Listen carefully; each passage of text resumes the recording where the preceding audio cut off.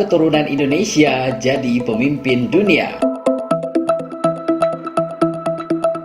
Bangsa Indonesia adalah bangsa yang besar dengan berbagai keragaman dan kekayaan yang dimilikinya, mulai dari budaya, adat istiadat, bahasa, suku, dan sebagainya.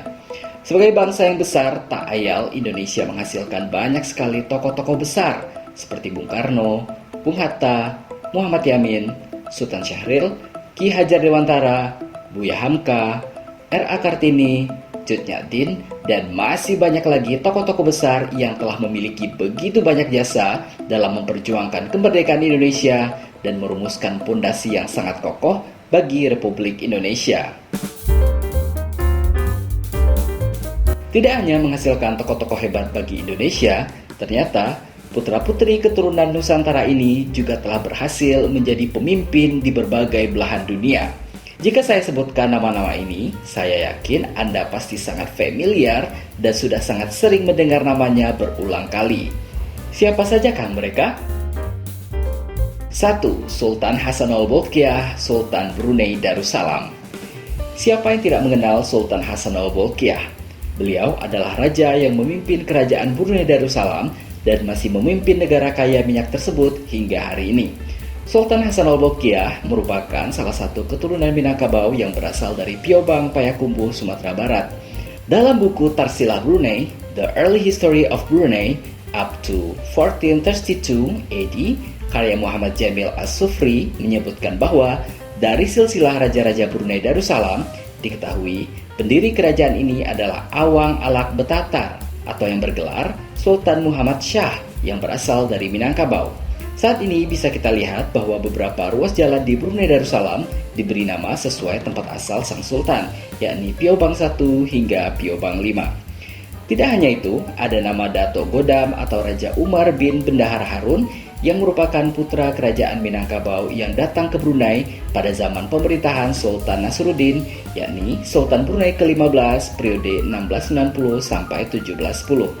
Loyalitas dan kearifan Dato' Godam membuat beliau menjadi salah satu orang kepercayaan Sultan Brunei yang menganugerahkan status bangsawan bagi keturunan beliau dengan gelar Awang Awang Damit. 2. Justin Trudeau, Perdana Menteri Kanada. Justin Trudeau memiliki nama lengkap Justin Pierre James Trudeau. Ia dinobatkan sebagai salah satu orang terganteng di dunia. Namun yang bikin bangganya, Perdana Menteri Kanada ini ternyata masih memiliki darah Indonesia. Pria kelahiran 25 Desember 1971 dari pasangan Pierre-Elliott Trudeau dan Margaret Sinclair tersebut memiliki nenek buyut dari ibunya, Margaret Sinclair, yang bernama Cornelia Louisa Infeld yang lahir di Padang, Sumatera Barat pada tahun 1808. Ayah dari Cornelia merupakan warga negara Belanda yang tinggal di Padang, Sumatera Barat, dan ibu dari Cornelia adalah orang Nias, Sumatera Utara. Namun sayang, identitas lengkap Cornelia belum diketahui. Kakek dari ibunya Justin, yakni Thomas Kirkpatrick Bernard, lahir di Makassar, Sulawesi Selatan pada 1891 dan pada usianya yang ke-15 tahun melakukan imigrasi ke Kanada pada tahun 1906. Selain itu, Trudeau juga memiliki darah Prancis Kanada, Skotlandia, dan Inggris. Tidak heran karena kakek Trudeau dari ibunya, James Sinclair, memang berdarah Skotlandia. Ia pernah menjabat sebagai Menteri Perikanan dan Kelautan Kanada era Kabinet Perdana Menteri Loa Sang Lorong. Bukan itu saja, nenek moyang ibunya yang berdarah Inggris juga pernah tinggal di Hindia Belanda di masa penjajahan.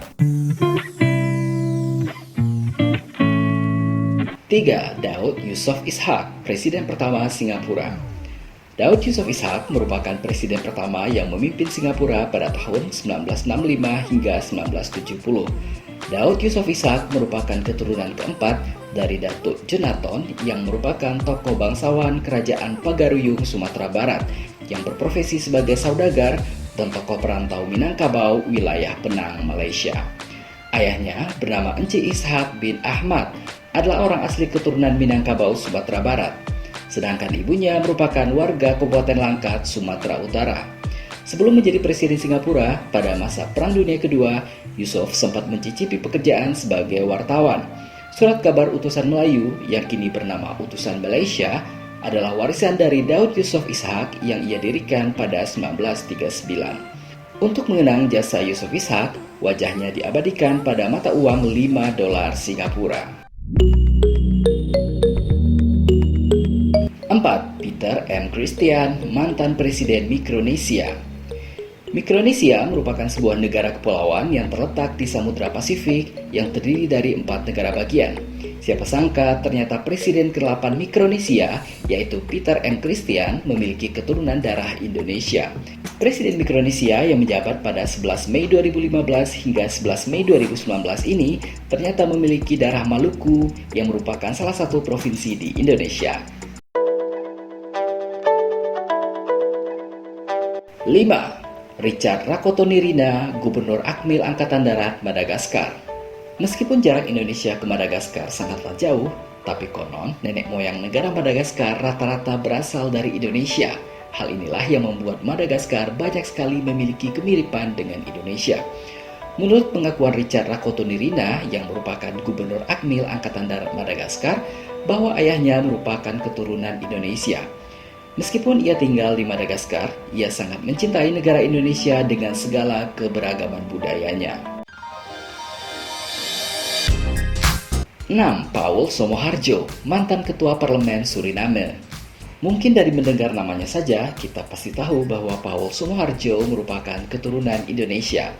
Paul Somoharjo merupakan mantan Ketua Parlemen di negara Suriname periode 2005 hingga 2010. Suriname sendiri merupakan negara yang terkenal akan masyarakatnya yang berdarah Jawa Indonesia. Paul Somoharjo merupakan keturunan Indonesia, tepatnya dari daerah Semarang dan juga Surakarta, yang berasal dari kakek dan neneknya.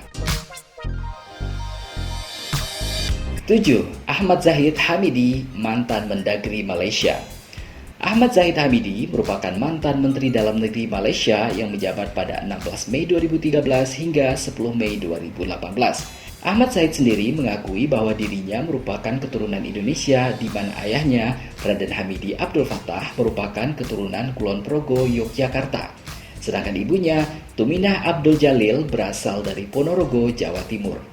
Ia lahir pada 4 Januari 1953 di Kampung Sungai Nipah Darat, Bagandatoh, Perak, Malaysia. Hamidi sendiri adalah putra tertua dari 9 bersaudara. Meskipun tinggal di Malaysia, Ahmad Zahid Hamidi juga mampu menggunakan bahasa Jawa. Selain nama-nama di atas, ternyata Raja-Raja Sarawak Malaysia juga banyak yang berasal dari Minangkabau. Hal ini berdasarkan informasi para bangsawan Sarawak yang ditemui oleh Buya Hamka pada tahun 1960.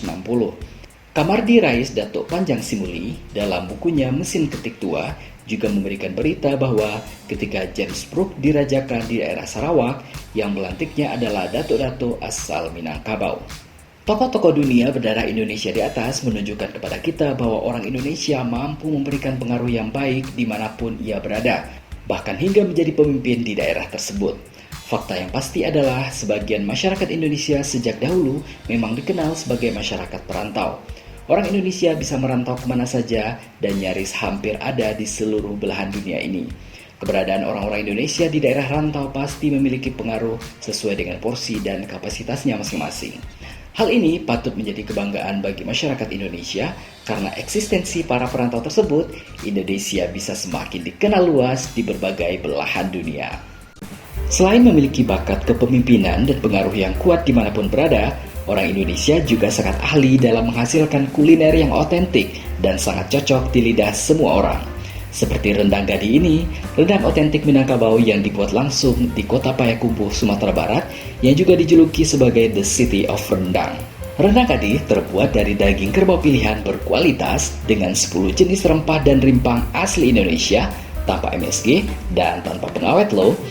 Rendang gadi sangat cocok untuk dijadikan persediaan lauk di rumah sebagai teman makan nasi hangat, dijadikan sebagai oleh-oleh, ataupun untuk bekal di perjalanan karena bisa tahan hingga 6 bulan di suhu ruang. Hal ini karena rendang gadi dikemas dengan teknik sterilisasi yang menggunakan uap bertekanan guna memastikan produk super higienis sehingga tahan lama. Di samping itu, rendang gadi juga 100% halal karena sudah memiliki sertifikasi halal LPPOM MUI dan yang pasti sudah bersertifikat pangan industri rumah tangga atau PIRT.